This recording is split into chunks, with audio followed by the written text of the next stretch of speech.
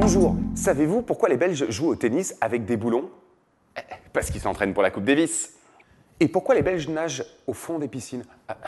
Parce qu'au fond, ils sont pas si cons. Voici quelques exemples de ce qu'on appelle une histoire belge, des plaisanteries sur la prétendue stupidité de nos amis et voisins belges. Enfin, je dis prétendue stupidité, mais après tout, il n'y a pas de fumée sans feu. Alors les Belges sont-ils vraiment plus bêtes que les Français? On va le vérifier. La Belgique n'existant en tant qu'État indépendant dans ses frontières actuelles que depuis 1830, les blagues sur les Belges ne peuvent pas être très anciennes.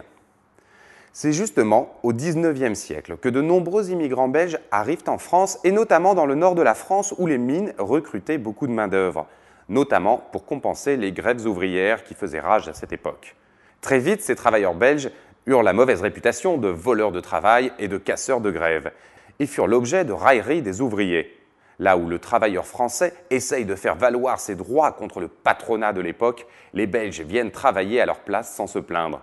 En 1864, même Baudelaire a écrit que « tous les Belges, sans exception, ont le crâne vide ». En fait, ils avaient surtout le ventre vide et besoin de trouver du travail. À la fin du XXe siècle, c'est Coluche qui offre une nouvelle jeunesse aux histoires belges dans ses sketchs.